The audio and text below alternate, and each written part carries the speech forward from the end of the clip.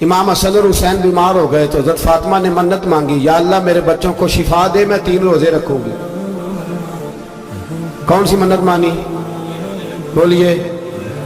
ہم صرف دیکھ کی منت ہی مانتے ہیں، میں دیکھ پکاواں گا۔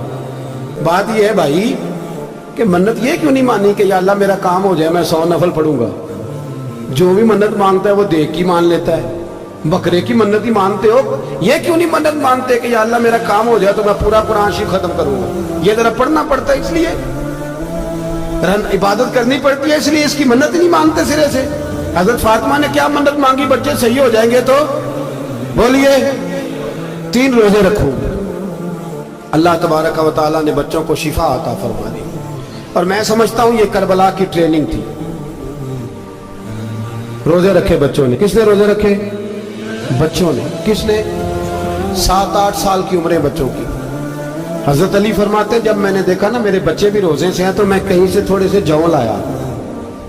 یہ شہزادے ہیں کائنات کے سب سے بڑے۔ فرماتے ہیں میں نے بی بی پاک کو دیے تو سیدہ پاک نے جوں پیسے روٹیاں پکائیں، اور جب عین افطاری کے وقت کھانا سامنے آیا تو دروازے پہ بھکاری آیا۔ عین اس بڑا بے نیاز ہے اللہ، عجیب رنگ ہے مالک کا۔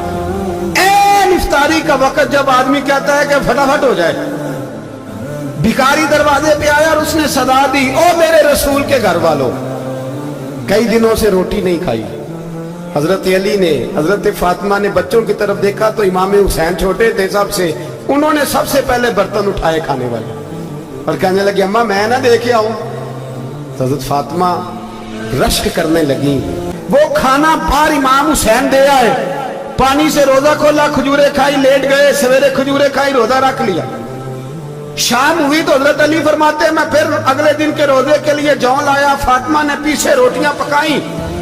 2 دنوں کی بھوک تھی پر مالک تو بڑا بے نیاز ہے، آزمانے پہ آیا تو اس رنگ میں عین افطاری کے وقت دروازے سے آواز نکلی، اور مانگنے والے نے کہا کہ بھوکا بھی ہوں اور یتیم بھی ہوں، یتیم ہوں۔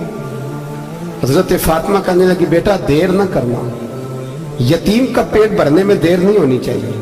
کھانا باہر چلا گیا، پانی سے روزہ، کھجورے، شہزادے ہیں شہزادے، یہ 2 جہاں کے شاہ ہیں، پاس کچھ رکھتے نہیں، 2 جہاں کی نعمتیں ہیں ان کے خالی ہاتھ میں۔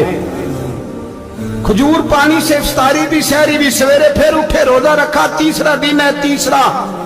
ذرا دل پہ ہاتھ رکھنا، بچہ ایک رات بھوکا ہو تو اماں سوتی نہیں، اور میں کہا کرتا ہوں اماں فالج والی ہو نا، فالج والی ماں، فالج زدہ، تو آدھی رات کو اس کا بیٹا جوان کہے تھوڑی بھوک لگی ہوئی تھی، تو اماں کو رینگنا بھی پڑے تو وہ رینگ کے بھی جاتی ہے، روٹی پکاتی ہے، کہتے ہیں میرا لال بھوکا نہ سو جائے۔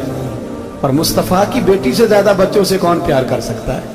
اور 3 دن کے بھوکے بچے، تیسرا دن آیا، بڑے حوصلے سے بی بی کہہ دیتی ہے چھوڑو ان کا تو کام ہے، یہ تو آتے رہتے ہیں، میرے بچے بھوکے تم پہلے روٹی کھاؤ۔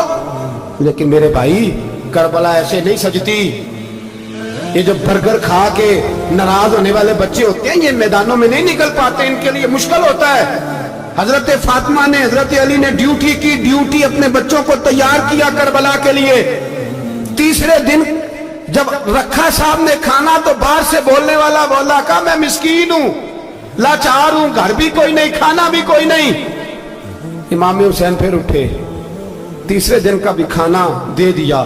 حضرت علی فرماتے ہیں میں بچے پکڑ کے مسجد لے کے گیا، کہیں بھوک سے میرے لال گر نہ جائیں۔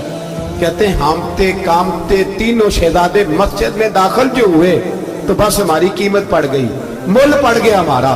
کہتے ہیں مسجد میں قدم رکھا تو ایسے لگا جیسے نبی پاک ہمارا انتظار کر رہے ہیں۔ فرماتے ہیں تیسرے دن کی مغرب پڑھنے گئے تو حضور نے تینوں باپ بیٹوں کو چہرے دیکھے، فرمایا علی یہ جبریل کھڑے ہیں اور فرما رہے ہیں تیرے 3 دن کا عمل خدا کو بھی بڑا پسند آیا ہے، محمد مصطفیٰ کو بھی بڑا پسند آیا ہے۔